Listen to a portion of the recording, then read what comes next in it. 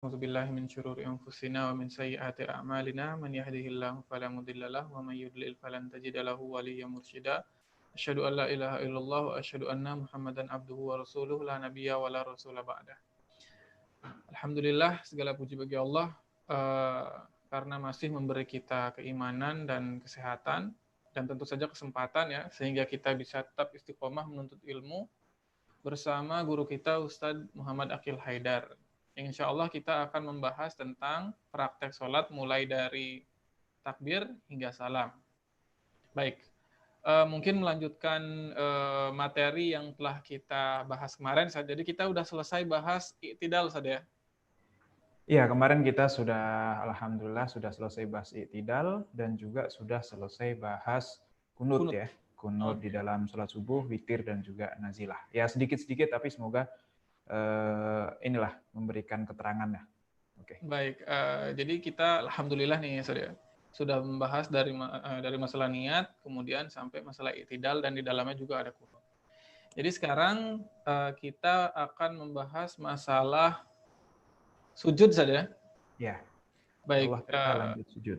Jadi masalah sujud ini lumayan menarik dan di dalamnya banyak sekali hal-hal yang mungkin terjadi perselisihan ya, yang sebagaimana mungkin yang pernah kita dengar di masyarakat, apakah kakinya rapat, yang turun duluan mana, lutut atau tangan, nah yang seperti itulah saat mungkin antum lebih tahu. Jadi mungkin untuk mempersingkat waktu kami persilakan pada Ustaz Aqil untuk menjelaskan mungkin mulai dari hukumnya saja. Tafadhal Ustaz. Ya. Bismillahirrahmanirrahim. Assalamualaikum warahmatullahi wabarakatuh. Assalamualaikum warahmatullahi wabarakatuh. Alhamdulillah wassalatu wassalamu ala Rasulillah wala haula wala quwata illa billah. Rabbi shrah li sadri wa yassir li amri wahlul 'uqdatam min lisani yafqahu qawli amma ba'du. Jamaah sekolah fikih live yang dirahmati Allah, baik yang mengikuti bersama di Zoom ataupun juga yang mungkin nonton via YouTube gitu ya, atau mungkin juga yang nonton siaran tundanya nanti di YouTube. Alhamdulillah, puji syukur kehadirat Allah Subhanahu wa taala yang masih memberikan kita beribu-ribu kenikmatan, nikmat iman, nikmat Islam, sehingga pada kesempatan kali ini kita kembali dipertemukan di dalam majelis ilmu yang insya Allah akan melanjutkan pembahasan kita, yaitu praktek sholat dari takbir sampai salam, dan pada kesempatan kali ini kita sudah sampai ke bab sujud. Insya Allah kita akan membahas sujud dari awal turunnya sampai ternyata gitu ya, di dalam sujud itu banyak sekali perintilan-perintilannya dan ternyata itu banyak sekali hadis-hadisnya. Mungkin kalau kita belajar sujud sekarang itu yang dibahas hanya itu saja, Ustaz Hudzaifah. Yang mana banyak perbedaan pendapat. Yang rame saja pembahasannya yaitu misalnya kaki dulu, lutut dulu atau tangan dulu. Kemudian kaki rapat atau kaki renggang dan lain sebagainya gitu. Padahal di dalam sujud itu ada detail-detail teknis yang ternyata sudah terdapat hadis-hadis yang menjelaskan itu. Hanya saja mungkin kita kurang terlalu perhatian karena nggak debat, nggak seru gitu ya. Malah penting untuk kita ketahui, untuk kita pelajari, terutama sebagai silabus sekolah fikih ya yang teratur gitu ya. Maka kita akan mempelajari baik yang menarik ataupun yang tidak menarik. Maksudnya menarik di sini adalah yang ramai dibicarakan orang atau mungkin hal-hal yang belum terlalu banyak diketahui oleh orang-orang gitu. Nah, insya Allah kita akan membahas itu. Tak lupa selawat serta salam kita sanjung sajikan ke junjungan kita Nabi Agung Muhammad SAW dengan penuh harap semoga kita semua yang berada di sini termasuk umatnya yang akan mendapatkan syafaatnya di yaumul qiyamah nanti. Baik Ustaz Hudzaifah, kita akan langsung saja masuk ke pembahasan kita yaitu mengenai sujud. Saya share screen dulu.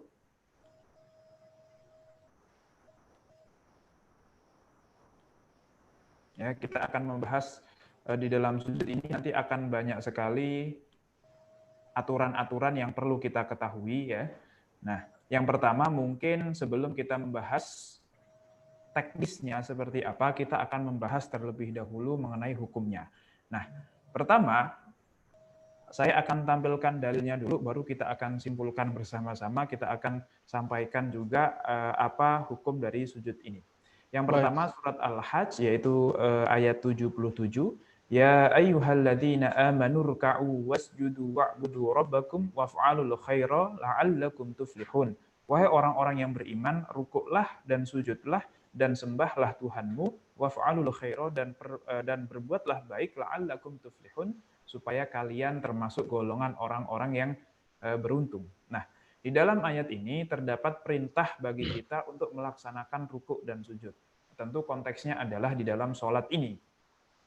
Maka karena ini memang bentuknya perintah, al-amrul mutlak yaqtadil wujud, gitu ya. Kurang lebih seperti itu Ustadz Defah ya, yang sudah belajar dengan Ustadz Isnan lama kan pastinya tahu gitu ya, bahwasanya perintah kalau dia itu al-mutlak yang tidak, ya pokoknya yang perintah gitu ya, pada asalnya kalimat perintah itu yaqtadil wujud, melahirkan konsekuensi wajib.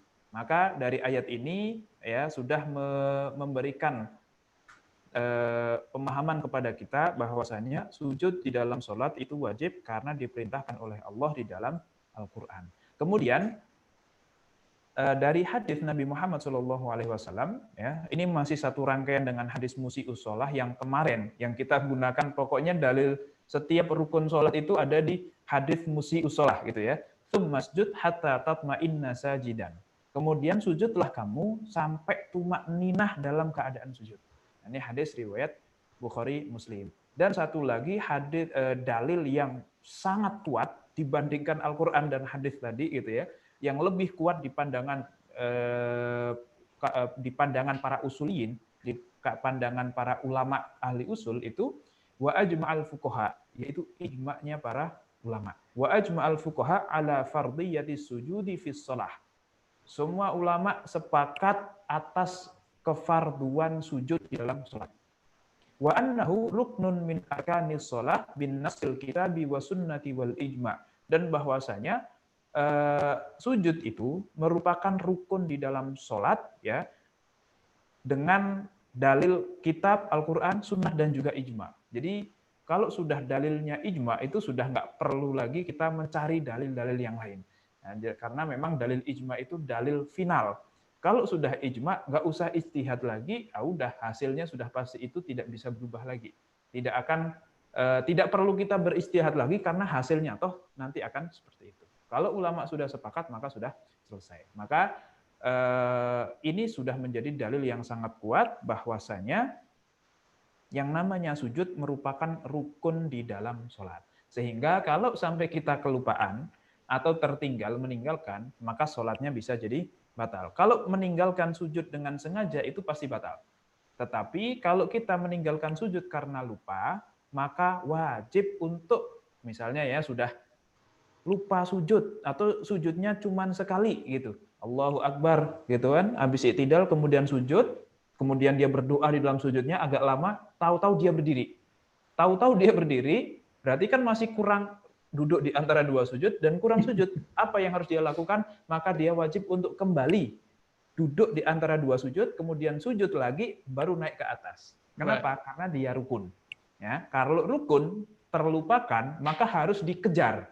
Berbeda dengan kemarin yang ada pertanyaan dari jamaah ya, Ustaz kalau lupa tidak kunut ya, atau lupa tidak tasyahud awal gitu kan ya, itu gimana? Apakah setelah berdiri kita balik lagi ke bawah atau bagaimana? Nah ternyata tidak diperbolehkan untuk balik lagi ke bawah untuk mengejar tasyahud awal ini. Kenapa? Karena tasyahud awal ini memang hukumnya hanyalah sunnah. Maka tidak boleh untuk mengejarnya dan mengorbankan rukun yang sudah kita laksanakan, yaitu berdiri. Kita sudah terlanjur masuk ke rukun berikutnya, kok balik lagi mengejar yang sunnah, maka itu nggak boleh. Tetapi karena ini rukun, yaitu sujud, ya meskipun kita sudah berdiri, maka wajib untuk turun lagi untuk mengulangi atau mendatangi sujud kita, untuk memenuhi sujud kita yang belum kita laksanakan. Nah, ini secara hukum bahwasanya yang namanya sujud itu rukun di dalam sholat, dan ini semua ulama sepakat. Kalau i'tidal kemarin masih ada perbedaan kecil lah gitu ya. Tetapi untuk rukuk dan sujud semua ulama sepakat. Mau madhab Hanafi, madhab Maliki, madhab Syafi'i dan juga madhab Hambali, semuanya mengatakan hukumnya rukun. Hukumnya fardu dan dia merupakan rukun dari sholat. Oke. Pertama mengenai hukumnya. Kemudian yang berikutnya sifatnya. Nah, ini secara umum kita gambarkan dulu sifat sujud itu seperti apa.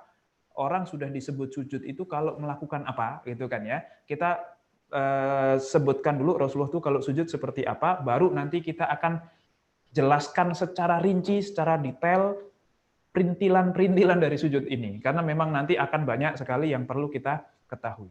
Yaitu rawa Ibnu Abbas radhiyallahu taala anhuma anna Nabiyya sallallahu alaihi wasallam, bahwasanya Nabi Muhammad sallallahu alaihi wasallam itu umirtu an amara ayyasjuda ala sab'ati a'dhum. Rasulullah itu menyuruh untuk sujud di atas sab'ati a'dhain, 7 anggota.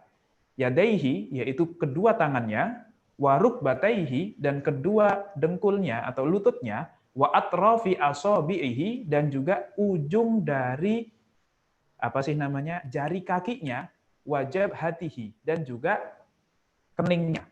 Jadi ada 7 anggota di dalam sujud. Seseorang tuh kalau sujud pakai 7 anggota ini. Yang pertama adalah keningnya, yang kedua dan ketiga adalah kedua tangannya, telapak tangannya yang bawah. Kemudian yang keempat dan kelima adalah kedua lututnya, dan yang keenam dan ketujuh adalah ujung dari jari kakinya. Nah, ini harus diingat-ingat, ujung dari jari kakinya. Makanya nanti ada ketentuan harus ujung jari kaki. Bagaimana kalau cuman kakinya atau punggung dari telapak kaki yang nempel, itu boleh atau tidak? Nah, itu nanti masuk ke dalam pembahasan kita insya Allah. Nah, itu mengenai sifat secara umumnya. Tetapi kita akan bahas lebih dalam mengenai teknisnya. Jadi ada ketentuan-ketentuan yang harus kita ketahui di dalam sujud ini. Ketentuan pertama, ketika kita sedang iktidal, kemudian hendak melaksanakan sujud, maka yang harus kita lakukan, ya tidak harus nih, nanti ada hukumnya, itu adalah takbir ketika turun sujud. Gitu ya. Jadi ketika kita iktidal, maka kita disunnahkan untuk melafalkan takbir ketika mau sujud. Baik imam ataupun makmum, baik di sholat fardu ataupun sholat sunnah. Dengan dalil riwayat Abu Hurairah radhiyallahu taala anna Nabiyya sallallahu alaihi wasallam kana idza qama ila sholati yukabbiru hina yaqum wa hina yarka. Rasulullah itu ketika sholat, maka beliau melaksanakan takbiratul ihram ketika hendak berdiri, wa hina yarka, dan ketika ingin rukuk, tsumma yaqulu sami'allahu liman hamidah, kemudian baca sami'allahu liman hamidah, hina yarfa'u ra'sahu ketika i'tidal, tsumma yukabbiru hina yasjud. Nah, ini yang merah-merah ini. Kemudian bertakbir ketika hendak sujud. Tsumma yukabbiru hina yarfa' ra'sahu. Kemudian bertakbir lagi ketika hendak duduk di antara 2 sujud. Nah, di dalam hadis ini disebutkan bahwasanya ada kesunahan atau ada perintah untuk melafalkan takbir ketika hendak sujud. Tetapi ketika hendak sujud itu hanya disunnahkan baca takbir saja. Tidak disunnahkan untuk mengangkat kedua tangan ketika mau sujud.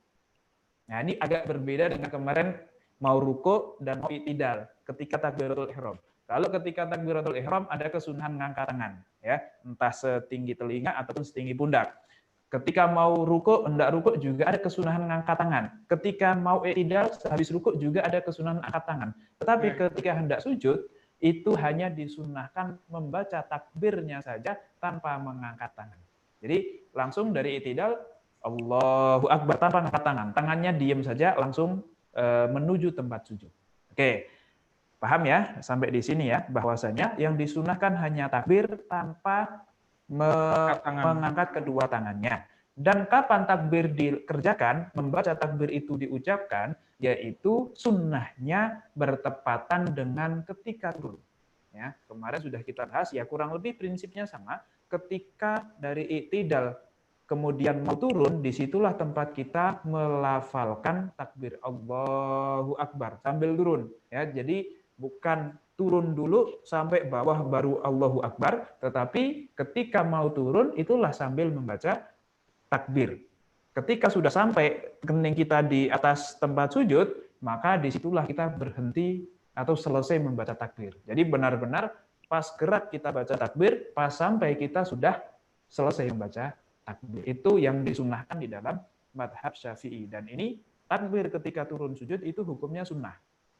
Paling tidak menurut jumhur ulama. Nanti ada satu madhab, yaitu madhab Hambali, ya ini sebenarnya pembahasan yang kemarin gitu ya, bahwa seluruh takbir intikal itu hukumnya wajib. Harus kita ucapkan, kalau kita tinggalkan karena sengaja, maka batal sholatnya, tetapi kalau kita tertinggal karena lupa, maka tidak batal, akan tetapi disunnahkan untuk melaksanakan sujud sahwi. Nah, ini perbedaan pendapat terkait ruku, terkait takbir, apakah dia sunnah ataukah wajib gitu ya. Tapi jumhur ulama mengatakan hukumnya sunnah. Dan ini sudah kita bahas di pertemuan-pertemuan yang sebelumnya, karena memang ya takbir intikal ini ada di setiap gerakan sholat. Kemudian yang berikutnya adalah lutut dulu atau tangan dulu. Nah, ketika kita mau turun, tidak turun dari i'tidal, kan baca takbir, Allahu Akbar. Nah, turunnya itu apakah tangan dulu yang sampai ke tanah atau lutut kita dulu yang sampai ke tanah? Ternyata ini ada beberapa versi hadis. Yang pertama, hadisnya riwayat Abu Dawud. Ini nanti dua hadis ini riwayatnya Abu Dawud semuanya. Dari Abu Hurairah radhiyallahu taala an, qala Rasulullah sallallahu alaihi wasallam, "Idza sajada ahadukum," ketika kalian sujud, "fala yabruku kama yabrukul ba'ir," maka janganlah kamu turun sebagaimana turunnya onta. Wal yadha yadaihi qabla rukbataihi, maka letakkanlah kedua tangannya sebelum kedua lututnya. Nah, ini diumpamakan jangan kayak onta kalau mau sujud. Maka letakkanlah tangannya dulu sebelum lututnya. Oke, Ustaz Zaifah, pertanyaannya, onta itu kalau mau sujud, dia tangannya dulu atau lututnya dulu yang turun? Tangannya yang mana ya? Nah, itu pertanyaannya kan. Tangannya yang mana? Lututnya yang mana? Apakah yang depan itu tangannya ataukah yang belakang? Nah, itu kan agak susah gitu ya. Iya, makanya. Ya, tetapi ini menjadi landasan ya sebagian ulama yang mengatakan oh sunnahnya itu lutut terlebih tangan terlebih dahulu sebelum lutut. Jadi tangan dulu baru lututnya. Walaupun secara teknis itu sangat tipis sebenarnya. Perbedaannya itu sangat tipis karena ya pastinya bukan dari atas kita langsung menjatuhkan diri terus tangannya langsung nempel gitu ya. Nanti akan sakit kalau seperti itu. Tetapi ya kita sudah dodok itu bahasa Jawa ya. Sudah ke bawah dulu kakinya. Nah, antara lutut dan tangan itu sudah sama-sama dekat dengan tanah, baru mana duluan nih, gitu.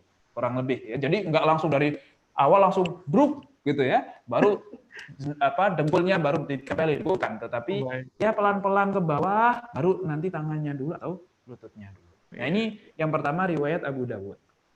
Kemudian yang berikutnya riwayat Abu Dawud juga dari Wa'il bin Hujr radhiyallahu taala an qala kana Nabi sallallahu alaihi wasallam idza sajada wada'a rukbatayhi qabla yadayhi.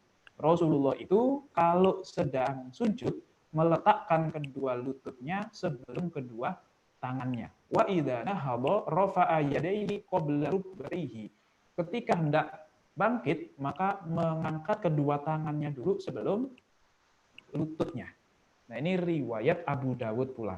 Maka jumhur ulama mengatakan bahwasanya nanti madhab Syafi'i, madhab Hambali, dan juga madhab Hanafi itu mengatakan bahwasanya sunnahnya kaki atau lutut terlebih dahulu jika kita hendak sujud. Berdasarkan hadis ini. Nah, hadis yang tadi bagaimana? Kata Ibnu Qayyim al-Jauziyah nih. Ibnu Qayyim itu mengatakan begini. Hadis yang tadi itu maklub. Tahu nggak maklub itu apa, Ustaz Zaifah? Apa kebalik, Ustaz? Kebalik. Tadi itu hadisnya kebalik gitu ya. Janganlah sujud seperti sujudnya unta. Maka dahulukanlah tangan sebelum kaki. Itu kebalik. Yang benar itu maka dahulukanlah lutut sebelum tangan. Jadi Ibnu Qayyim itu hadisnya maklub. Perawinya itu agak salah sedikit menurut Ibnu Qayyim. Nah, tetapi di dalam mazhab Syafi'i nanti ada pernyataan begini, qala Al-Khattabi di dalam kitab Al-Majmu' Imam Nawawi menukil, wa huwa atsbatu min hadits taqdimil yadaini, bahwasanya hadis yang menunjukkan kaki terlebih dahulu atau lutut terlebih dahulu itu asbat. Asbat itu lebih sahih sanatnya min hadits taqdimil yadaini, dibandingkan mendahulukan dua tangan. Wahwa arfaqu bil musolli, dan juga alasannya kenapa kok mengambil ini selain karena hadisnya lebih sahih dan juga karena kalau lutut terlebih dahulu itu dinilai lebih arfak. Arfak itu lebih memudahkan orang yang sholat. Wa ahsanu min fisyakli waro'il ain, dan juga lebih enak dipandang mata dibandingkan tangan terlebih dahulu. Karena memang dua-duanya, pertama hadisnya lebih sahih, yang kedua lebih memudahkan orang yang sholat, dan ad-dinu yusrun, kan ibaratnya agama itu kan mudah, dan Rasulullah pun kalau dipilihkan, dihadapkan dengan dua pilihan, maka Rasulullah memilih yang aisaruhuma, yang lebih memudahkan. Maka prinsip ini dipakai oleh jumhur ulama bahwasanya yang dipakai adalah hadis ini, dan sunnahnya adalah lutut terlebih dahulu daripada kedua tangan. Ini pandangan jumhur ulama mengenai apa yang seharusnya didahulukan. Ya. Tetapi tentu saja kita harus ketahui bahwasanya nanti kesimpulannya jumhur ulama mengatakan lutut terlebih dahulu dan mazhab Maliki mengatakan tangan lebih dahulu, akan tetapi ini hanya sebuah kesunnahan. Maksudnya apa? Di dalam mazhab jumhur ulama itu sunnahnya memang lutut dulu. Tapi kalaupun mau tangan dulu, ya nggak apa-apa, tetap sah sujudnya. Di dalam mazhab Maliki juga seperti itu. Ya memang sunnahnya dalam mazhab Maliki, dalam keyakinan mazhab Maliki itu tangan dulu sebelum lutut. Tetapi kalaupun mau lutut dulu di dalam mazhab Maliki pun juga nggak masalah. Toh sujudnya tetap masih sunnah. Jadi mau lutut dulu atau mau tangan dulu itu sama-sama ada riwayatnya. Tetapi dan juga para ulamanya itu ada, jumhur ulama mengatakan lutut dulu, mazhab Maliki mengatakan tangan dulu, maka boleh untuk kedua-duanya. Dan silahkan pakai yang mana saja yang menurut kita lebih nyaman gitu. Karena memang ada takwilan satu lagi bahwasanya Abu Hurairah itu kan Islamnya baru 3 tahun sebelum Nabi wafat. Beliau itu termasuk awakhir, orang yang Islamnya itu akhir-akhir. Wa'il bin Hujr itu termasuk orang yang Islamnya awal-awal. Nah, Rasulullah ketika muda itu tangannya terlebih dahulu. Sedangkan ketika sudah tua bertemu dengan Abu Hurairah, kan sudah menjelang wafatnya Nabi, itu ya sudah dengkulnya terlebih dahulu. Nah, dikatakan seperti itu. Itu takwilan satu lagi gitu ya. Ini banyak sekali takwilan di antara para ulama yang mengatakan seperti itu. Jadi ya keduanya bisa dipakai tergantung kondisi masing-masing. Kalau memang yang lebih nyaman dengkulnya terlebih dahulu, ya silahkan. Dan kalau yang lebih nyaman tangannya dulu juga, silahkan. Sama-sama sesuai dengan aturan yang sudah diberikan oleh Nabi Muhammad SAW. Kurang lebih, ini perbedaan pendapat memang iya, tetapi ranahnya hanya mana yang lebih sunnah. Semua ulama sepakat mau tangan dulu atau lutut dulu sama-sama sunnah. Asal sama-sama sah gitu ya. Asalkan jangan mungkin kepala lebih dahulu gitu ya, itu jadi masalah. Ya sah juga sih, mau kepala lebih dulu juga nggak masalah gitu kan. Cuman ya resiko ditanggung sendiri gitu kan. Itu mengenai apa yang harus atau yang sebaiknya kita dahulukan ketika kita hendak sujud. Kemudian yang berikutnya masalah kening. Masalah kening ini ada riwayat dari Daruqutni warwa Abdullah bin Umar radhiyallahu taala anhuma anna Nabiy sallallahu alaihi wasallam qala idza sajadta famakkin jabhataka minal ard. Ketika kalian hendak sujud, famakkin, maka tempelkanlah kening kalian itu di atas tanah. Ya, di atas tanah itu maksudnya di atas tempat sujud kita. Maka ulama berkesimpulan, ini semua ulama sepakat bahwasanya kening ini, ya ini nggak sepakat sih ya, ada perbedaan nanti saya agak lupa, mohon maaf, bahwa kening ini hukumnya wajib di dalam sujud. Jadi kening merupakan anggota yang wajib kita tempelkan di dalam sujud. Kalau sampai tidak nempel itu kening, maka tidak sah sujud kita. Dan syaratnya nempel itu harus makin jabhatak. Harus benar-benar ditekan. Harus benar-benar dilepas gitu. Jangan cuman ditahan, nempel sih, cuman tertahan. Sebenarnya nggak diletakkan itu kepalanya. Cuman ditahan saja, ditempelin tapi nggak diletakkan, nggak dilepaskan. Jadi ibaratnya misalnya begini ya Ustaz Daifa ya, kita sujud di atas pasir gitu. Tidak pakai sajadah, sholat Jumat ketinggalan, dapatnya di luar, nggak pakai sejadah. Terus dapat sholatnya di atas pasir atau mungkin di atas aspal. Kan agak sakit itu ya, kasar gitu kan. Akhirnya pas sujud, kita sih nempelin jidatnya, tapi kayak cuman bayang-bayang doang gitu loh, cuman nempel doang. Kepalanya tuh nggak dilepaskan, nggak diletakkan gitu. Oh iya, betul. Paham nggak? Paham. Terbayang. Jadi kayak cuman ditempelin, tapi nggak dilepaskan, nggak diletakkan. Nah ini tidak sah. Syaratnya harus benar-benar diletakkan, harus lepas. Tangan ini nggak boleh menahan kepala kita untuk terkena atau terletak di atas tempat sujud kita. Tangan kita hanya menahan tubuh, tetapi untuk kepala itu harus diletakkan, dibiarkan begitu saja, harus dilepaskan. Makanya kalau nanti kita sujud di atas kasur yang lembut-lembut gitu, ya harus benar-benar sampai ada atarnya gitu, sampai ya karena empuk kan, ya berarti harus agak masuk dikit. Kenapa? Ya karena harus diletakkan, harus agak ditekan gitu. Pas ketika kita sujud. Dan ini hukumnya wajib menurut jumhur ulama.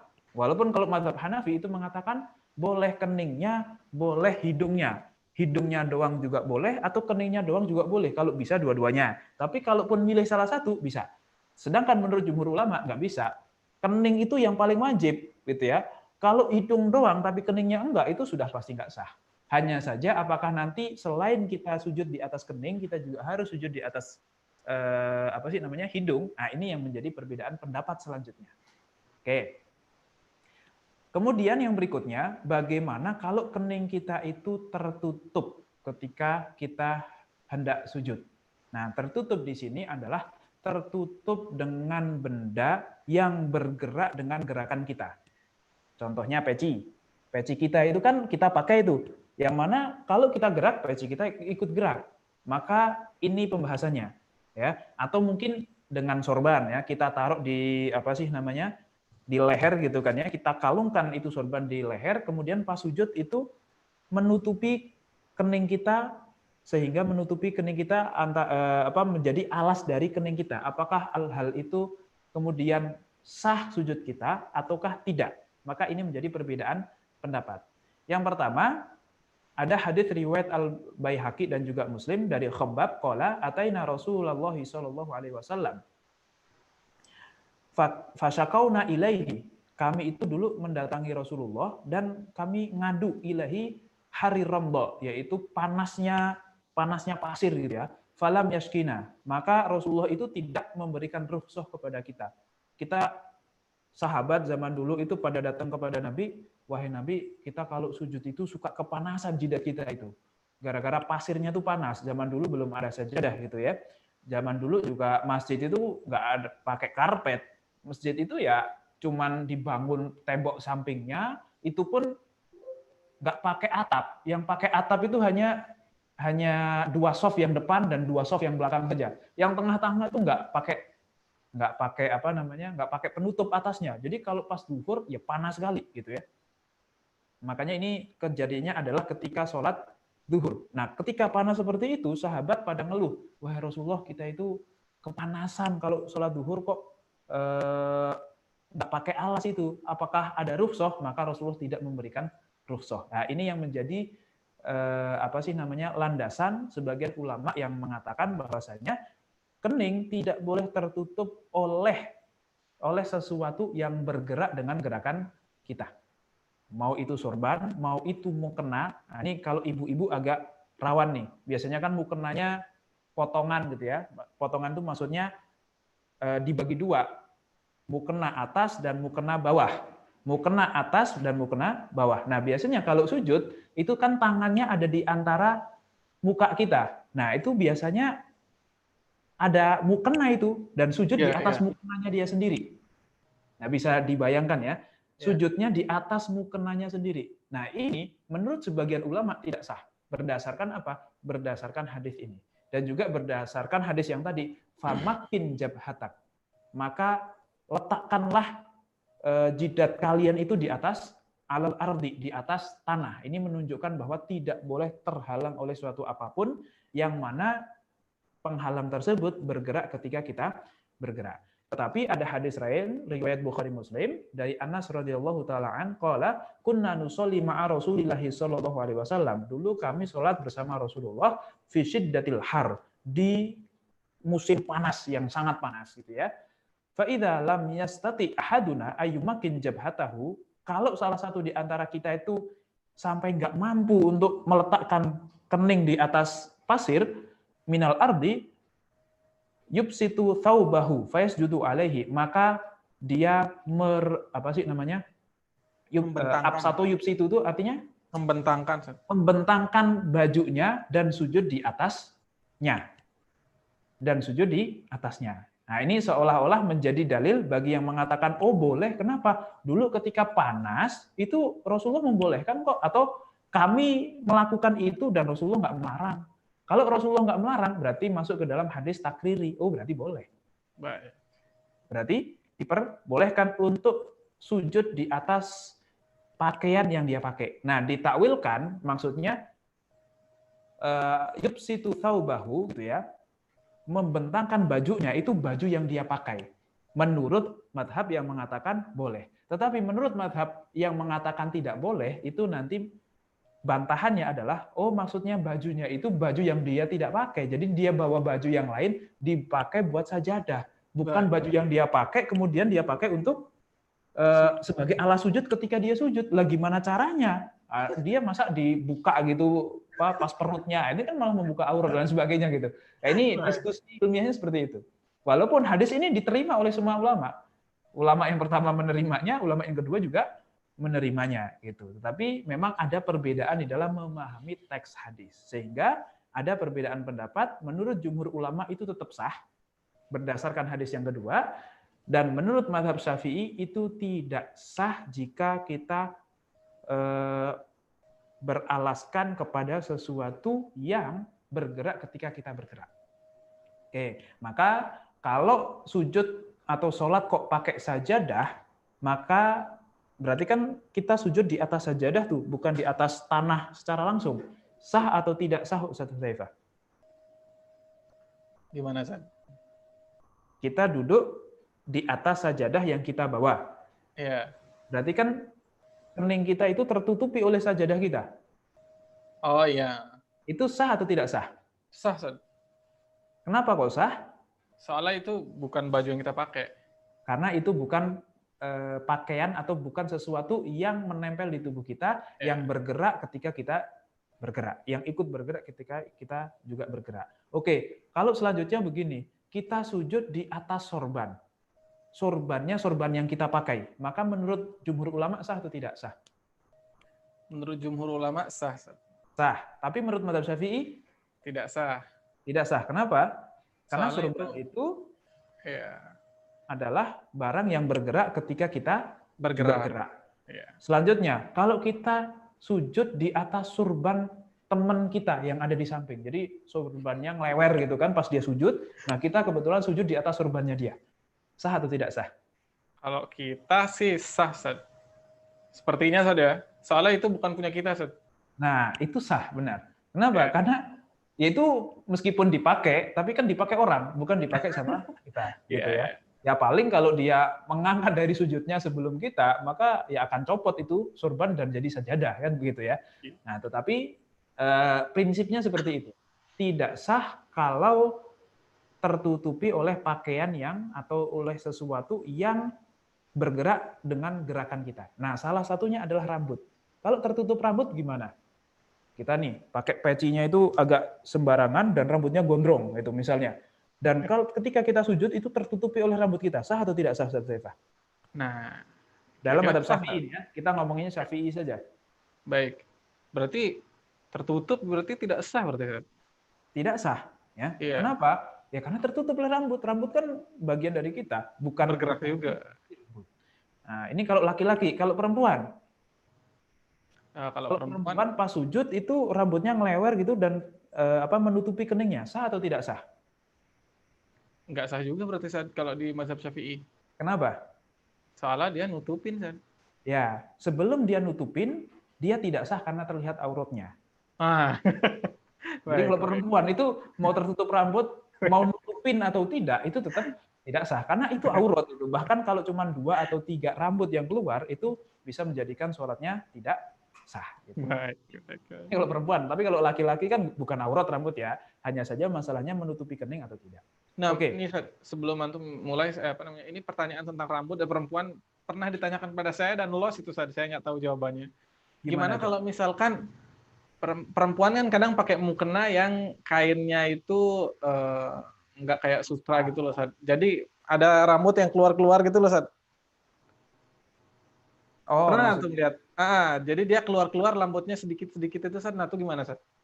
Ini ya, apa sih namanya? Tembus gitu. Tembus. Rambutnya mungkin agak tajam gitu ya, jadi tembus-tembus gitu ya. Rambutnya tajam mungkin. Ya ini nanti masalah terbuka aurat ini menjadi salah satu perbedaan pendapat. Kalau terbuka auratnya itu sedikit, maka nggak masalah. Ulama semuanya sepakat kalau sedikit nggak masalah. Baik. Hanya saja sedikit itu apa maksudnya? Mazhab Syafi'i mengatakan sedikit itu adalah sedikit waktunya. Sedikit waktunya. Jadi kalau terbuka nih, misalnya Ustadz Hudzaifah pakai sarung. Nah, ada angin gede. Kenalah sarungnya itu kena angin gitu kan, terus kebuka sampai lututnya tuh kebuka. Kalau habis kebuka langsung bisa kita tutup lagi, maka nggak batal menurut mazhab Syafi'i. Karena yang dimaksud sedikit adalah durasi terlihatnya. Sedangkan menurut mazhab yang lain itu sedikit itu qadarnya. Apa yang terlihat.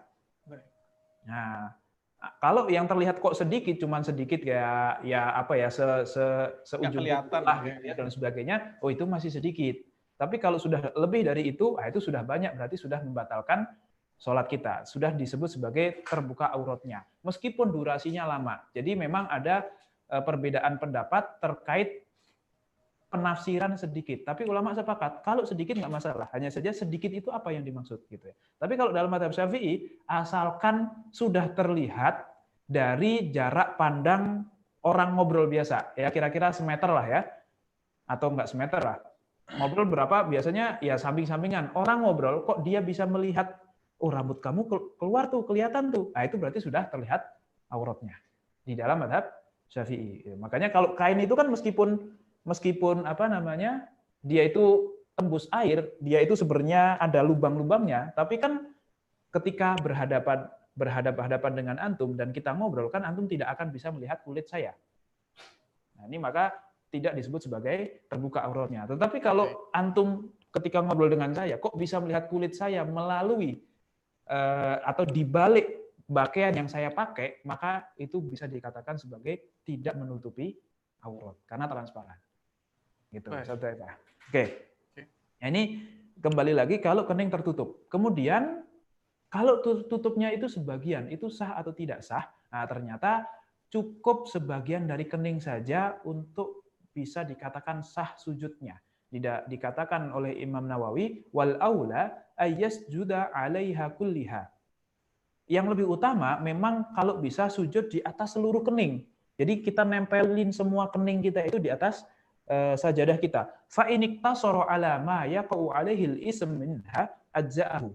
Akan tetapi kalau dia hanya sujud di atas sebagian keningnya saja, maka sudah sah ma'annahu makruhun karahatat tanzih.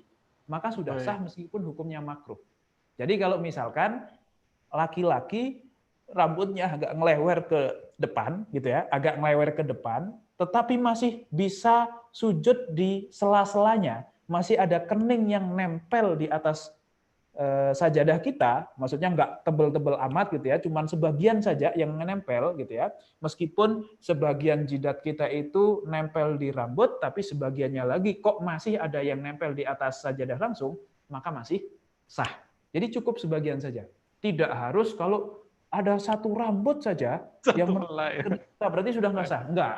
Kalau masih satu rambut tidak masalah. Tetapi kalau benar-benar sampai menutupi dan tidak ada bagian di antara kening kita yang nempel langsung kepada sajadah, maka itu baru tidak sah. Jadi cukup sebagian keningnya saja. Makruh, kemudian yang berikutnya, ya makruh tapi saudara. Tapi makruh ya kalau nggak sengaja kan ya gimana? Ini makanya kan penting meskipun makruh, tapi kalau pas sholat memang benar-benar rambut kita nggak bisa dikontrol, udahlah, nggak apa-apa lah, nggak usah ngulangin gitu maksudnya. Sholat kita iya. tadi sudah sah. Iya. Gitu loh. Atau mungkin ada makmum kita, imam kita kok rambutnya panjang, mana nggak dikuncir, maka nggak pakai peci, itu pasti kena itu, gitu ya. Tapi ibaratnya agak di belah pinggir gitu ya. Tapi tenang aja, yang pinggir sini masih kena buat sujud kok, meskipun yang pinggirnya itu terkena rambut, maka masih sah. Nah, ini kan perlu diilmui supaya kita tenang. Ternyata sholat kita masih sah kok, meskipun dia melaksanakannya dengan cara meninggalkan yang sunnah, tapi tetap masih sah. Nah, ini fungsinya kita mempelajari mana yang rukun, mana yang bukan. Kemudian, ketentuan yang berikutnya tentang sujud ini adalah hidung. Nah, apakah hidung ini wajib atau tidak?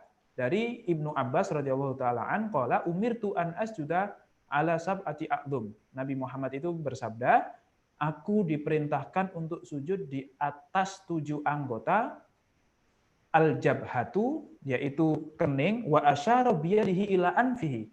Ya, ketika ngomong saya itu diperintahkan untuk sujud di atas 7 anggota. Pertama, yaitu kening, tapi menunjuk kepada hidung. Nah, ini apakah kening dan hidung itu statusnya sama atau statusnya beda? Ini ulama nanti bisa berbeda pendapat. Wal yadaini wa rukbataini wa atrafil qadamaini. Dan kedua tangan, kedua lutut, dan juga kedua ujung dari jari kaki. Rawahul Bukhari Muslim. Nah, tetapi nanti ada hadis lain yang mengatakan bahwasanya Jabir radhiyallahu taala an berkata, "Ra'aitu Rasulullah sallallahu alaihi wasallam sajada bi a'la jabhatihi." Rasulullah itu sujud dengan ujung kening. Jadi kening yang paling atas, ala qasasi sya'ri, yaitu di ujung hampir menyentuh tempat tumbuhnya rambut ini. Jadi di sini nih, ya, di atas sini. Maka nanti ulama berbeda pendapat. Jumhur ulama, yaitu mazhab Maliki dan mazhab Imam Ahmad Hambali, itu mengatakan, ini bukan jumhur ya, berarti setengah ya, itu mengatakan wajib selain menempelkan kening kita juga harus menempelkan hidung kita. Itu menurut mazhab Maliki. Kenapa? Karena wa asyara ila anfihi. Ketika ngomong al-jabhah, kening, itu Rasulullah menunjuk hidungnya. Maka itu berarti statusnya sama. Hidung dan kening itu harus sama-sama ditempelkan ketika sujud. Nah, ini mungkin kalau buat orang Arab agak nggak masalah. Mungkin buat orang Indonesia mungkin agak masalah gitu ya. Karena memang posisi hidungnya itu ada yang agak masuk gitu ya kan. Berarti agak lebih susah gitu dibandingkan orang Arab. Mungkin gitu ya. Tetapi menurut mazhab Syafi'i dan Hanafi itu hukumnya sunnah saja. Kenapa? Karena ada hadis tadi yang mengatakan Rasulullah itu sujud dengan kening yang paling atas. Logikanya, kalau Rasulullah sujud dengan kening yang paling atas, berarti tidak mungkin hidungnya itu menempel ke tanah. Tidak mungkin hidungnya menempel ke tanah. Nah, ini logikanya. Maka perintah Nabi untuk famakin jabhatahu dan wa asyara ila anfihi, menunjuk kepada hidung, itu menunjukkan kesunahan saja. Memang sih bagusnya, sempurnanya kalau bisa kening kena, hidung juga kena. Tapi kalaupun tidak, iktasoro, dia mencukupkan diri hanya dengan jidat, dengan kening, itu maka sudah sah. Baik. Nah, ini mengenai hidung memang terjadi perbedaan pendapat. Nah, lebih amannya kita pakai yang, ya kalau sujud pokoknya hidungnya usahain untuk tetap kena gitu ya. Biar apa? Kalau dalam mazhab Syafi'i ya dikatakan mendapatkan sunnah, di dalam mazhab Maliki juga tetap masih sah. Jadi paling aman itu khurujan minal khilaf, supaya kita nggak ribet sama khilaf-khilaf ini sah apa nggak sah, tempelin aja hidungnya, sudah pasti sah menurut semua mazhab. Nah, ini yang paling aman. Kurang lebih seperti itu, Ustaz Zaifah. Oke, ini ketentuan-ketentuan sujud. Selanjutnya masih ada lagi ketentuan-ketentuan berikutnya. Bagaimana kalau pakai kaos tangan? Wow. Ya. Di dalam kitab Al-Majmu' dikatakan fi wujubi kasfil yadaini qaulani. Di dalam wajibnya membuka kedua telapak tangan ini ketika sujud itu ada dua pendapat. As-shahih, yang benar di dalam mazhab Syafi'i, annahu la yajib, bahwasanya nggak wajib kok kita itu membuka kedua telapak tangan ketika sujud. Jadi boleh kita pakai kaos tangan, pakai sarung tangan, atau sujud di atas jaket kita yang kepanjangan, misalnya kegedean, kepanjangan, tangan kita agak masuk, ya sudah, sujud di atas jaket kita itu boleh. Atau sujud di atas mukena, kalau ibu-ibu di atas mukena tanpa harus langsung menempel, itu boleh. Wahwal mansus fi amati kutubi syafi'i kama dzakarahul musannif. Wa tsani yajibu kasfu adna juz'in min batini kulli kafin wallahu a'lam. Ini tetapi sebagian ulama di dalam mazhab Syafi'i mengatakan harus dibuka. Ya, amannya kalau bisa sih nggak usah ditutupi, biar aman, biar ulama semuanya mengatakan sah. Tetapi kalaupun tertutupi, maka jumhur ulama selain mazhab Syafi'i mengatakan sah, sedangkan mazhab Syafi'i yang sahih, yang muktamad itu mengatakan sah pula. Maka jumhur ulama bisa dikatakan, ya ini kebanyakan ulama tetap mengatakan sah walaupun tidak sampai ada kalimat sepakat. Karena masih ada ulama yang mengatakan tidak sah. Oke. Nah, kemudian yang berikutnya, apa yang disebut sebagai sudah sujud dengan tangan? Apakah harus nempel? Nah, ini yang ditempelkan adalah batinul kaf. Nah, ini mungkin saya stop dulu ya. Yang harus menempel adalah batinul kaf. Sininya. Atau mungkin minimal pinggir-pinggirnya. Jadi agak mencengkram gini, nggak apa-apa Ustaz Eva. Misalnya ini di sini lagi bisulan semuanya gitu ya, di tangannya ini lagi korengan gitu kan, nggak bisa nempel ke ini, maka ininya, ujung-ujung kuku kita, ujung jari kita itu masih bisa. Gitu saja. Nah, kalau dibalik, jadi karena sininya nggak mau kotor, dia maunya di sini gini doang. Ini misalnya tempat sujud ya. Nah, gini itu nggak sah. Kalau kita sujud di atas dhahirul kaf, apa sih namanya? Telapak tangan yang bagian luar ini nggak sah. Harus di sini atau minimal sini. Nah, ya sunnahnya kalau bisa sih sempurna, ya semuanya nempel gitu ya. Cuman kalau minimal ininya atau tangannya sini saja.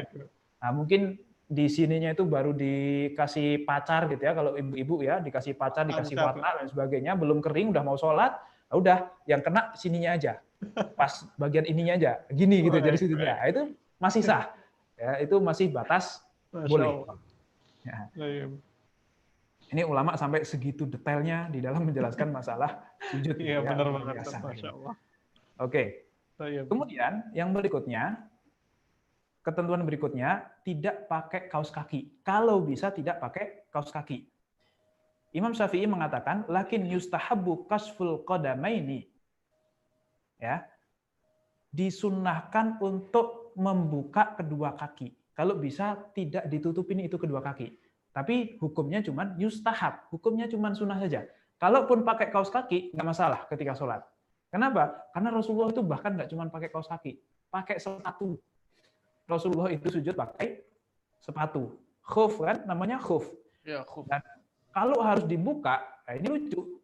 Jadi di antara 7 anggota badan ini ya, 7 anggota sujud itu, jabhah sudah kita bahas bahwasanya ada yang mengatakan harus terbuka, ada yang mengatakan boleh terhalangi atau boleh tertutup untuk jabhah. Untuk tangan, jumhur ulama mengatakan boleh tertutupi, walaupun ada sebagian kecil ulama yang mengatakan harus terbuka. Untuk kedua lutut, semua ulama sepakat harus tertutup. Baik. Terbuka, ya terbuka auratnya kan gitu kan? Iya. Terbuka auratnya. Nah, untuk kedua kaki, ulama juga sepakat diperbolehkan untuk pakai kaos kaki, walaupun hukumnya makruh. Hukumnya makruh kalau kita pakai kaos kaki gitu ya. Kenapa kok hanya makruh saja gitu ya? Kenapa kok tidak wajib untuk membukanya? Karena memang ada syariat memakai khuf, memakai sepatu.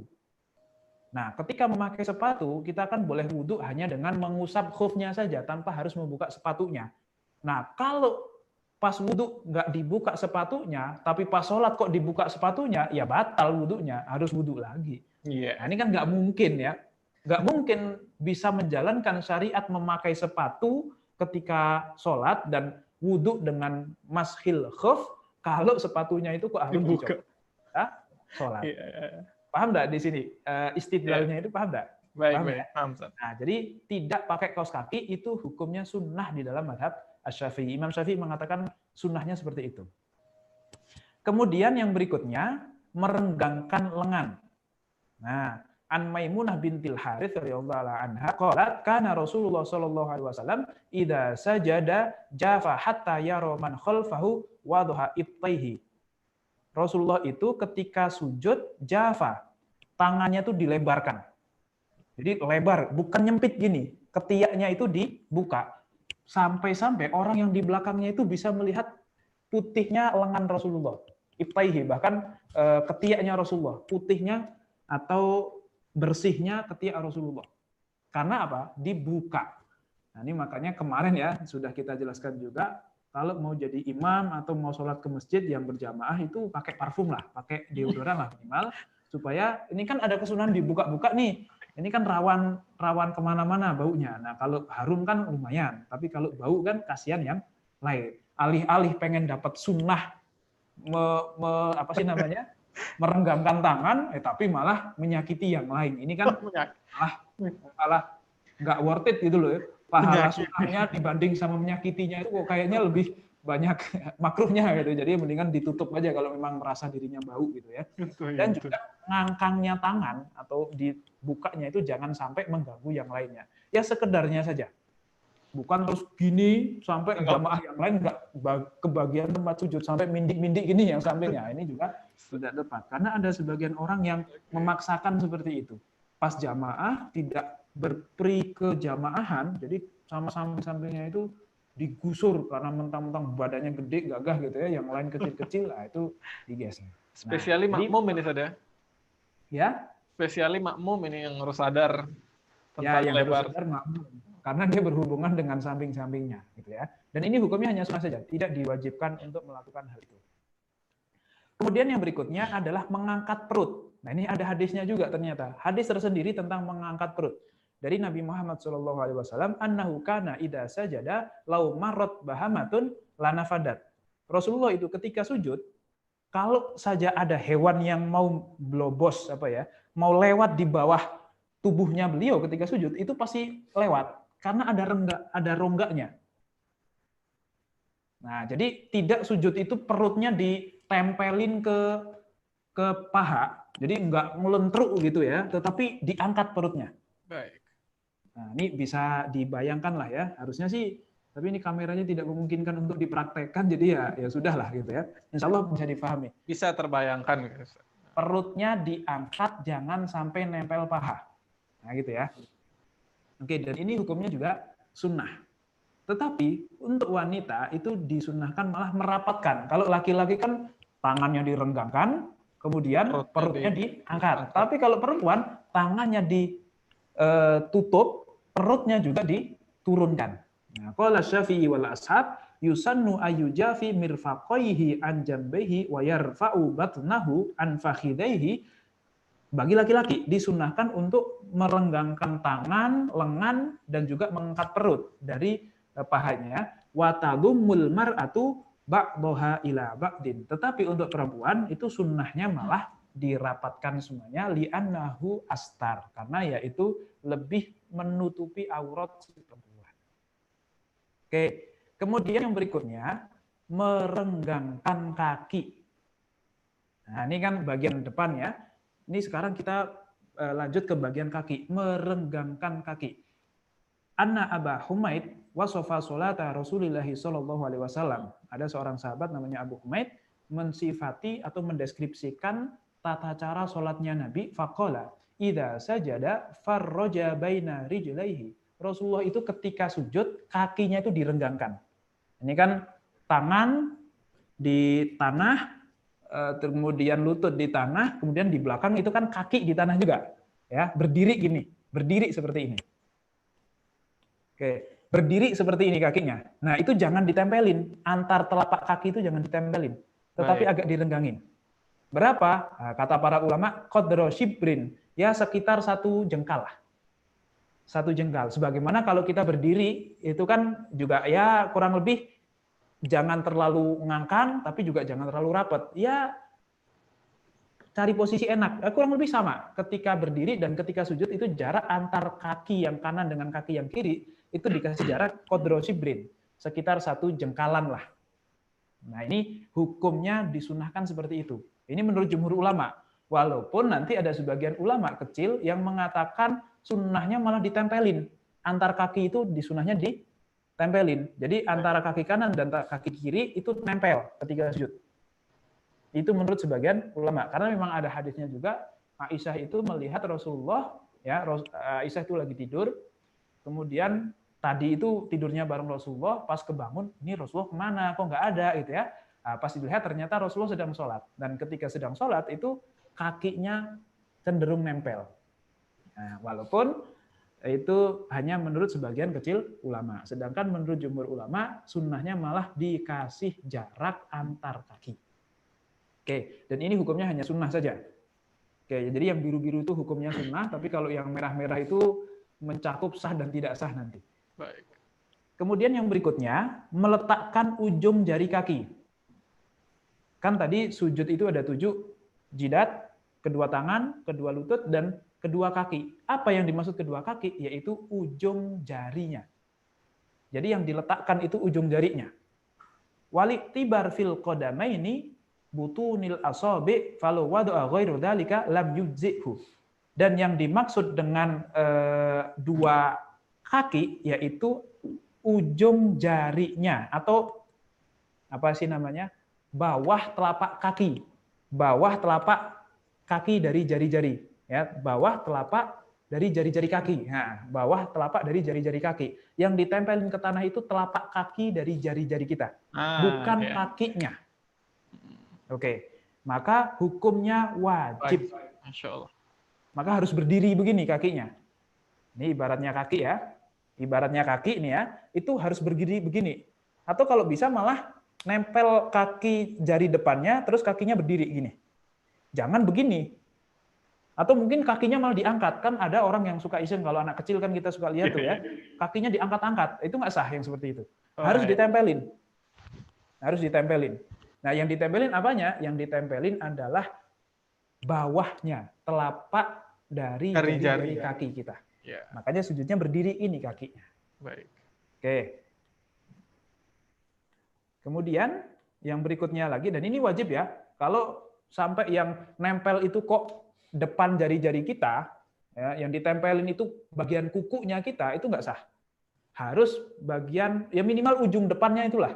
Gitu ya. Ujung depannya itu minimal yang bisa dikatakan sujud sesuai dengan aturannya. Sudah dikatakan nempelin kaki. Kalau yang ditempelin kok dohrul kaffai, ya, dohr itu apa ya? Punggung dari telapak kaki itu tidak sah. Nempel tanah sih, tapi punggung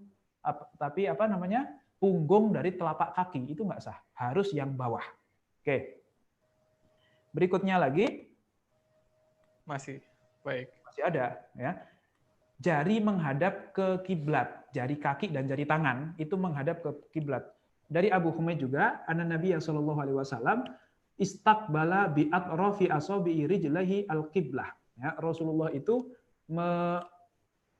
sajada wastaqbala bi atrafi asabi'i rijlihi al-qiblah, sujud dan menghadapkan jari-jari kakinya ke kiblat. Harus diletakkan dan disunnahkan untuk menghadap ke kiblat. Makanya agak ditekuk gitu. Ditekuk itu diapain ya? Ya ditekuk ya. Tekuk gitu. Maksudnya sininya, nah agak begini. Ini ibaratnya ini tempat sujud ya. Ini ibaratnya ini tempat sujud. Kaki kita itu berdiri begini. Nah, gini. Jadi jari kita tetap nempel di tanah, bawahnya. Jari-jari kaki itu nempel di telapak jari kaki kita itu nempel di tanah, tapi ininya diangkat supaya bisa sujud. Oke. Ini sunnahnya begitu, tapi minimal begini itu sudah sah. Minimal kaki kita berdiri di atas ujung jari kita itu sudah sah. Tapi kalau sunnahnya itu ditekuk sedikit supaya bisa menghadap ke kiblat. Dan juga untuk jari-jari tangan kita itu ngadep kiblat. Ya boleh sih agak gini gitu ya, atau gini itu nggak masalah. Cuman ya kalau bisa ngadep kiblat, lurus dengan kepala kita. Ya, itu sunnahnya begitu. Ini sunnah ya hukumnya. Oke. Nah, ini ada hadis satu lagi, anna Nabi sallallahu alaihi wasallam kana yaftahu asabi rijlaihi. Rasulullah itu menekuk jari-jari kakinya ketika sujud. Hadis riwayat Tirmidzi. Nah, ini hukumnya sunnah saja, tapi untuk yang menghadap kiblat, tapi menempelkan di ujung jari itu hukumnya Wajib. Kemudian merapatkan jari tangan.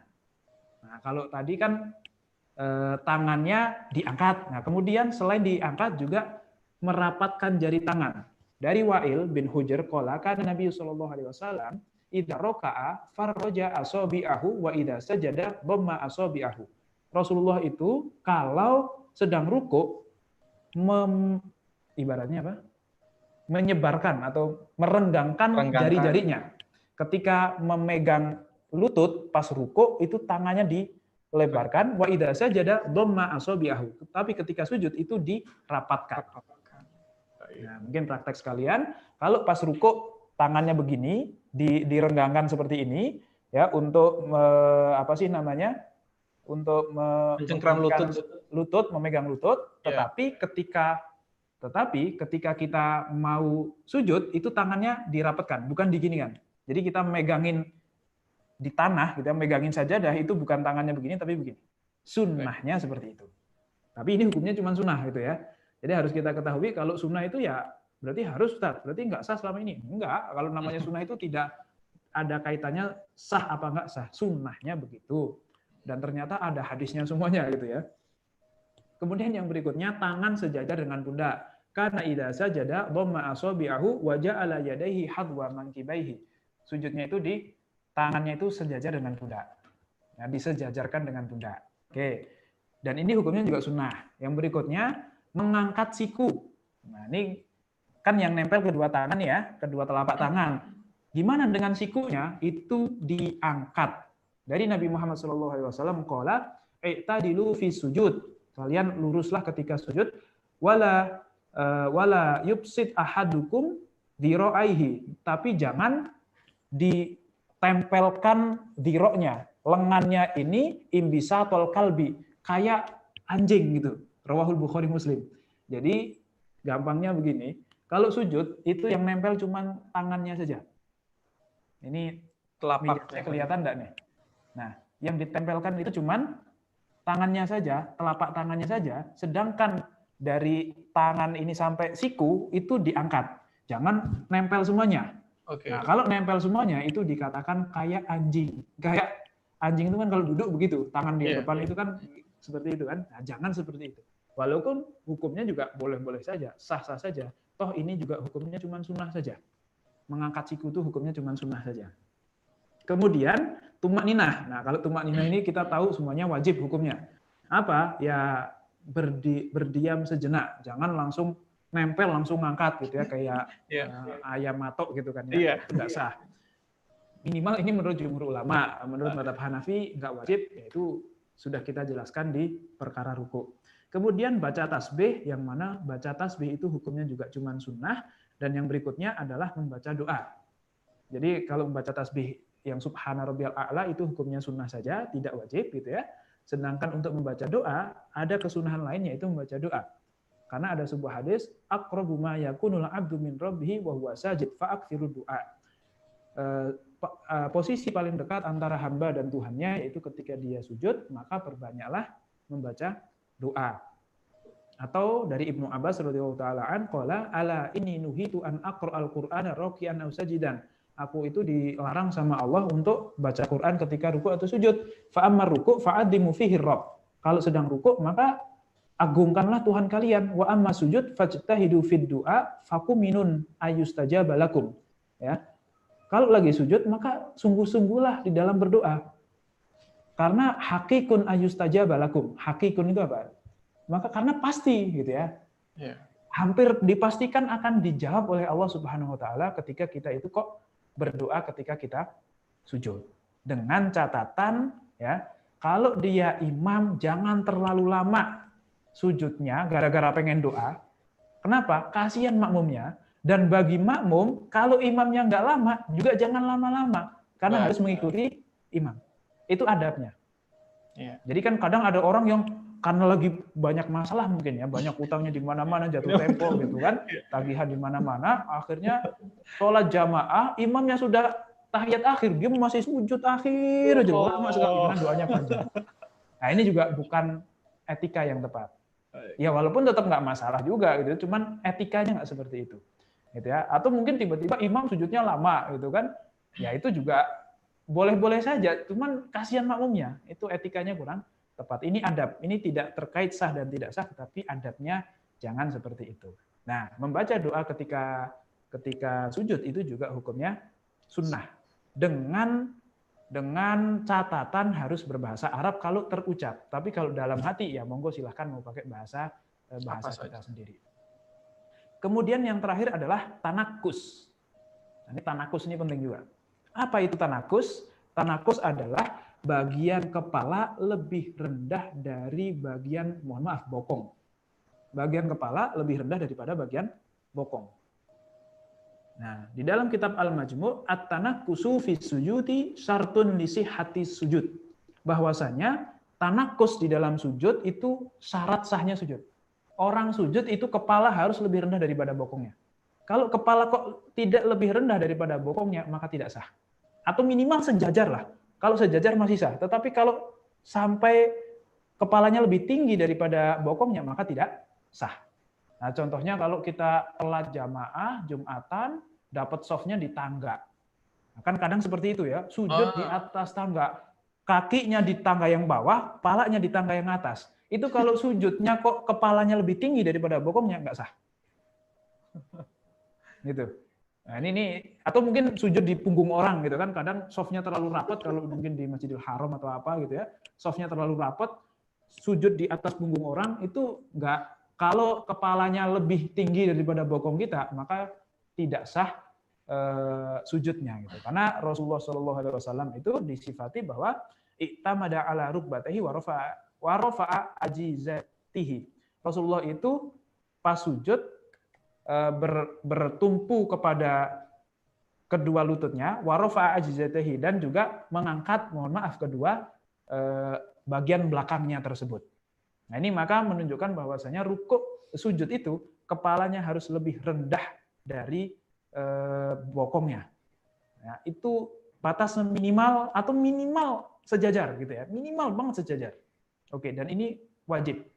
Kalau sampai kepalanya kok lebih tinggi daripada bokong, maka sujudnya tidak sah. Oke, kemudian yang berikutnya ini sekalian ya, sedikit lagi lah. Mohon maaf jadi agak lama. Baik, silakan Ustaz. Tasbih sujud, ya subhana rabbiyal a'la. Ini ada diriwayatkan oleh ahli sunan, berarti oleh banyak ulama hadis gitu ya. Subhana rabbiyal a'la. Ada bacaannya subhana rabbiyal a'la. Ada juga subhana rabbiyal a'la wa bihamdih, atau subhanakallahumma rabbana wa bihamdik Allahumma ighfirli. Ini hadis riwayat Bukhari Muslim. Atau juga Allahumma laka sajadtu wa bika amantu wa laka aslamtu wa sajada wajhiya lilladzi khalaqahu wa sawwara wa syaqqa sam'ahu wa basarahu tabarakallahu ahsanul khaliqin. Atau subuhun kudus rabbul malaikati warruh. Ini juga kok pernah dengar ya? Nah, ini biasanya di Ramadan aja kita baca kan. Padahal ini juga salah satu doa sujud atau zikir sujud. Subhana rabbiyal a'la wa bihamdih, itu riwayat Abu Dawud, dan juga subhanaka wa bihamdika la ilaha illa anta. Itu juga merupakan zikir sujud. Yang mana zikir sujud ini hukumnya sah, dan bagi imam di dalam mazhab Syafi'i itu dibatasin. Maksimal baca subhana rabbiyal a'la wa bihamdih itu 3 kali. Kalau dia jadi imam, kecuali makmumnya sudah paham dan sudah ridho bahwa dia kalau sujud lama. Dan bagi makmum itu boleh untuk lebih dari 3 kali. Imamnya kok nggak beres-beres ini apa sujudnya, nah dia subhanallah, subhanallah, subhanarabbiyal a'la. Baca aja terus, nggak harus 3. Ya kalau bisa ganjil. Tapi kalau nggak bisa, baca aja terus sampai imamnya ngangkat. Nah, kurang lebih seperti itu. Lebih baik tetap baca gitu ya, daripada kita malah ngelamun mikir yang enggak ketika kita sujud. Oke. Mungkin ini saja terkait tentang sujud ya. Semoga bisa difahami dan semoga memberikan manfaat untuk kita semuanya. Allahu a'lam bishawab. Saya kembalikan ke Ustaz Hudzaifah. Monggo Ustaz. Baik, syukran Ustaz, jazakumullahu khairan atas penjelasannya ini, Masya Allah. Perkara sujud ini ternyata tidak sesimpel yang kita pikirkan selama ini gitu. Jadi banyak hal yang mungkin baru kita ketahui dan insya Allah kita praktekkan bersama ya Ustaz. Baik, untuk mempersingkat waktu, jadi karena waktunya mungkin juga udah mepet, kita langsung ke sesi pertanyaan Ustaz ya. Ya, monggo. Seperti biasa, mungkin kita dahulukan yang raise hand dulu. Di sini ada Pak Abid Sidki. Tafadhol Pak Abid. Assalamualaikum warahmatullahi wabarakatuh. Salam. Ini pembahasan yang menarik banget ya, Ustadz. Jadi pertanyaan saya mungkin banyak. Yang pertama, kalau tadi disunahkan kakinya itu direnggangkan, terus diberi jarak sejengkal itu ya, itu lututnya itu direnggangkan juga atau lutut rapat? Oh iya, lututnya juga sama berarti. Konsekuensinya lututnya juga sama supaya lurus gitu Pak ya. Dan itu juga termaktub di dalam kitab Al-Majmu' itu lututnya juga direnggangkan sebagaimana kakinya. Oke. Lanjut lagi. Terus soal tadi, para jamaah itu kan waktu zaman dulu itu kalau sholat duhur ya itu jidatnya itu kepanasan. Terus apakah Rasulullah itu benar-benar tidak memberi rukhsah? Soalnya kalau sekarang itu kan mungkin masjid itu kan udah bagus ya semuanya. Cuman waktu itu di sekolah lah. Di sekolah itu waktu sholat duhur itu kan habis pakai sepatu, pas kaki dilepas, wudhu terus sujud. Nah, yang dapat soft di dekat tempat wudhu kan pasti ada bekas kaki-kaki gitu kan. Nah itu jadi waktu itu saya ya cuma nempel gitu, nggak diteken. Nah, kalau misalnya itu beneran nggak sah, terus apakah saya harus mengganti berapa sholat itu berarti? Gitu Ustaz. Terima kasih. Ya. Yang wajib untuk diletakkan sekali itu adalah kepala, jabhah. Karena memang di dalam mazhab Syafi'i itu nanti terbagi dua sebenarnya. Ada yang mengatakan sujud itu anggotanya yang wajib hanya satu, kepala saja. Sedangkan yang lain 7 anggota atau 6 anggota yang lain itu hukumnya hanya sunnah saja. Jadi orang kalau sujud kok nempel kepalanya, yang penting kepalanya nempel, maka yang lain nggak harus nempel, maka sudah sah. Dan ini dan ini juga pendapat yang lumayan kuat di dalam mazhab Syafi'i. Sampai Imam Nawawi sendiri juga tidak mengatakan yang sahih yang mana. Imam Nawawi cuma memilih, yang saya pilih, yang menurut saya lebih kuat adalah yang mengatakan wajib untuk menempelkan ketujuh anggota tersebut. Tetapi ada pendapat yang mengatakan kepalanya doang itu sudah cukup. Karena yang namanya sujud itu ya, yang penting kepalanya nempel bawah, udah. Masalah tangan mau kemana, kaki mau kemana, lutut mau kemana, itu urusannya lain. Ibaratnya kayak begini, orang yang nyembah berhala dengan sujud nggak pakai tangan, nggak pakai kaki gitu ya, kakinya nggak nempel, tangannya nggak nempel, cuman kepala sama lututnya doang, itu saja sudah bisa kita hukumi kafir gara-gara dia sujud di depan berhala misalnya dan melakukan ibadah dengan cara seperti itu. Kenapa kok kita tidak mengatakan sah ketika ada orang melakukan yang sama untuk beribadah kepada Allah Subhanahu wa taala. Nah, ini ibaratnya pakai perbandingan. Orang yang melakukan seperti itu dengan cara minimalis itu sudah bisa mengkafirkan dia, tapi kenapa giliran untuk sholat malah nggak sah? Kan berarti nggak fair dong. Ini harus sama nih. Sujud yang seperti itu, sujud yang minimalis sudah bisa mengkafirkan orang, maka dengan itu pula sudah sah dikatakan sebagai sujud untuk beribadah kepada Allah. Itu sebagian ulama. Ini makanya yang wajib untuk ditekankan itu hanya kepalanya saja. Kalaupun yang mengatakan seluruh tubuh harus nempel, itu yang wajib ditekan hanya kepala, selain kepala yang penting nempel. Gitu ya, Pak Abid Sidki, ya semoga bisa dipahami. Allahu a'lam bishawab. Ini temannya Pak Ahmad MZ nggak ada nih. Biasanya Pak Ahmad dulu baru Pak Abid ini kan. Lagi nggak ada Pak Ahmad MZ. Syukron atas pertanyaan Pak Abid, semoga bisa menjawab pertanyaan saya. Oke. Jadi harus diganti ya, Tan? Nggak usah. Karena nempel kan, udah kan? Nempel.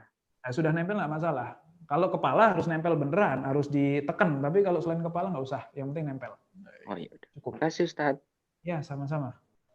Baik, Ustaz. Kita langsung ke pertanyaan di chat saya, karena ini lumayan banyak pertanyaannya dan banyak yang menarik juga.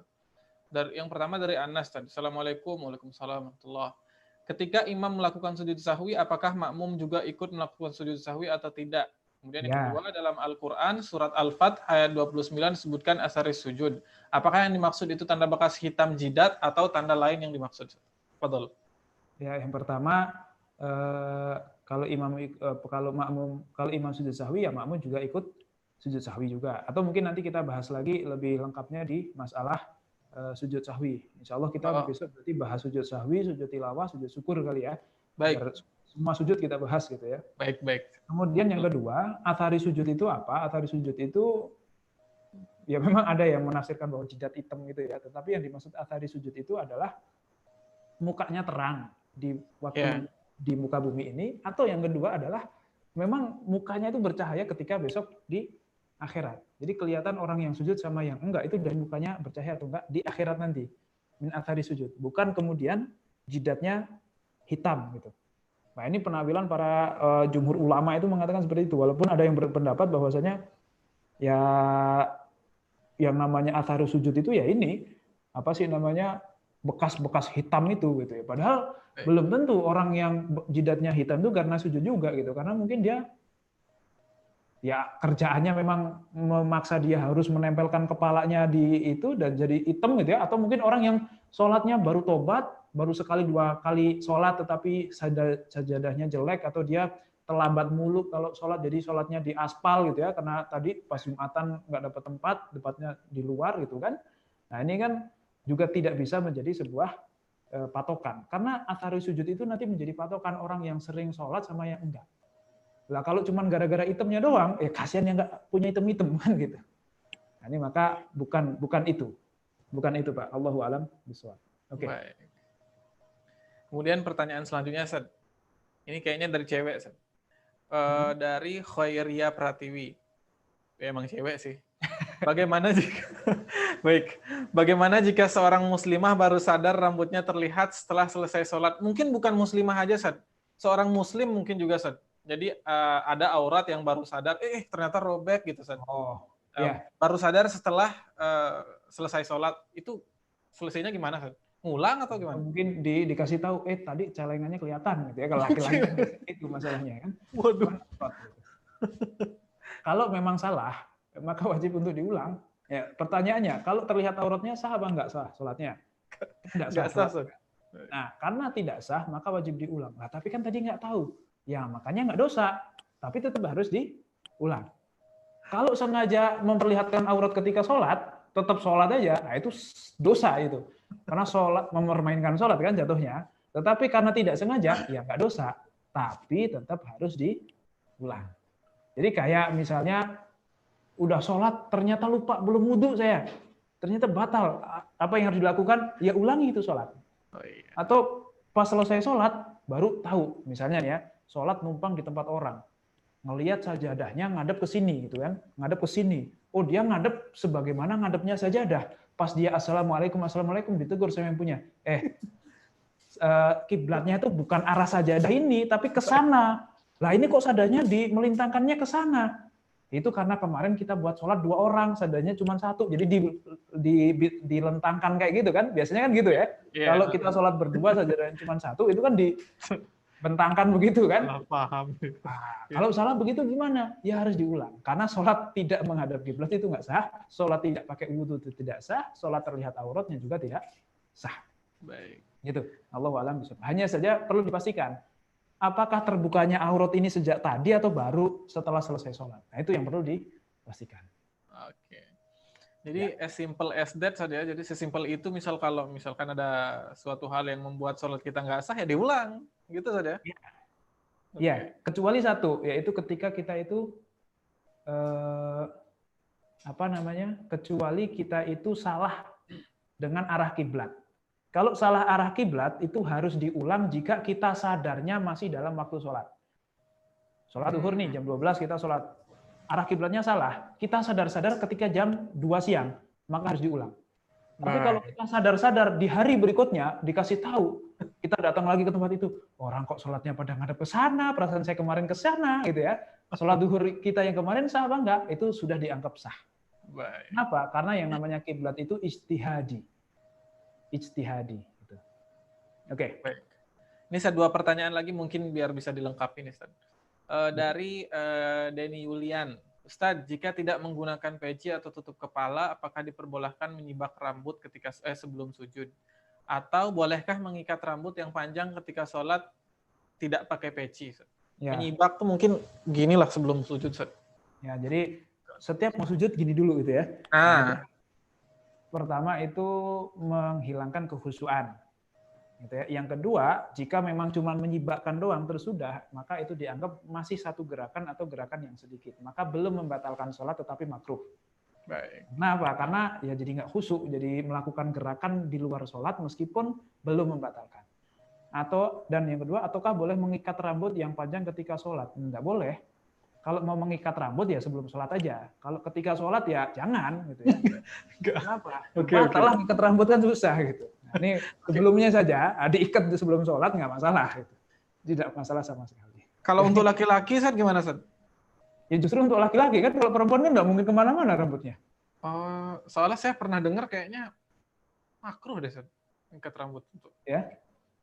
Iya, kalaupun ya Allahu alam ya, apakah makruh atau tidak, tapi tidak sampai membatalkan sholat itu aja. Iya tapi sih. apakah makruh ya mungkin kita coba cari lagi, ditahqiq lagi sebagai bagaimana hukum aslinya gitu ya. Atau mungkin ya makruh sebagaimana Ustaz Defah. Saya tidak tahu tentang ini. Tapi yang jelas itu tidak membatalkan setahu saya. Gitu. Iya, cuma ilmu sekilas saja sih. Semoga aja ya sebaiknya dijauhi aja sih. Oke, pertanyaan terakhir Ustaz. Dari Bapak Hairudin, Ustadz tanya tentang makmum yang masbuk. Bila makmum masbuk mendapati imam pada rakaat terakhir, apakah ia membaca pada saat tasyahud akhir mengikuti bacaan imam atau tasyahud awal? Kemudian lalu bagaimana sikap kedua kakinya? Apakah duduk iftirosi atau gimana, Ustaz? Fadhol. Iya. Wah, ini lumayan satu hal yang perlu kita tahqiq lagi ya. Apakah bacaannya mengikuti imam sampai sholawat Nabi dan sholawat keluarga Nabi, atau cukup sampai sholawat Nabi saja? Karena tahiyat awal kan cukup sampai sholawat Nabi. Ini Allahu alam, saya belum mengeceknya lagi gitu ya. Tapi setahu saya itu cukup sebagaimana kita tahiyat awal. Allahumma sholli ala Muhammad, titik. Tidak perlu sampai sholawat kepada keluarga Nabi. Terus kemudian kalau duduknya, nah ini kalau duduknya dalam mazhab Syafi'i ya duduk seperti tahiyat awal. Kenapa? Karena dengan kita duduk iftiros, tahiyat awal, itu memudahkan kita untuk bangkit lagi. Kan kita harus nambah rakaat satu lagi kan? Ya, nambah rakaat lagi lah gitu ya. Dan kalau kita duduk tawarruk sebagaimana kita tahiyat akhir, itu kan susah. Wong kaki kita itu diikat gitu ibaratnya kan, yang satu masuk di kaki yang lain, itu kan mau berdiri lagi susah. Memang itu duduk pamungkas. Ya. Terakhir gitu saja. Ya, bukan Bambang ya. Terakhir masih.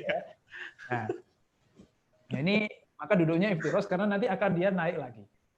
Ya, Allahu alam bishawab. Nanti untuk yang satunya lagi kita mungkin bahas lebih lanjut lagi di pembahasan ketika sudah tasyahud itu. Allahu alam bishawab. Cukup ya Ustaz Defah, mungkin itu saja.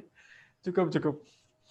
Syukran Ustaz, jazakumullah khairan. Masya Allah, ini lumayan nih ilmunya tentang sujud ini, ternyata nggak sesimpel yang kita kira.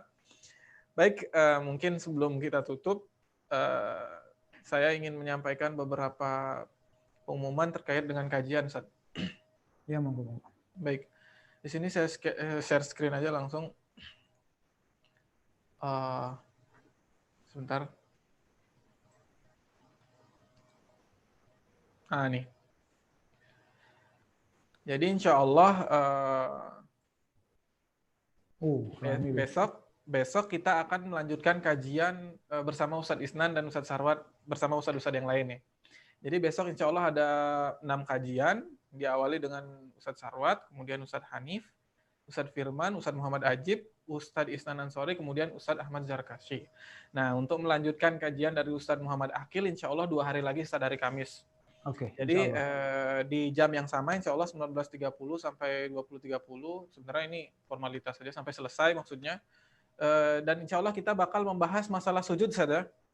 Sujud selain sujud sholat ya, sujud sahwi. Ya, sujud sahwi, sujud tilawah, sama sujud syukur. Tapi mungkin sujud. Ya, macam-macam sujud. Tapi Ustaz, mungkin hanya ini yang dapat kami sampaikan. Sekali lagi terima kasih kepada antum. Mungkin antum ada closing sedikit, Ustaz? Ya, cukup lah. Cukup ya, Ustaz. Oke, jadi di akhir kajian, marilah kita tutup kajian kita dengan membaca doa kafaratul majlis bersama. Subhanakallahumma wa bihamdika asyhadu an la ilaha illa anta astaghfiruka wa atubu ilaik. Assalamualaikum warahmatullahi wabarakatuh. Waalaikumsalam warahmatullahi wabarakatuh.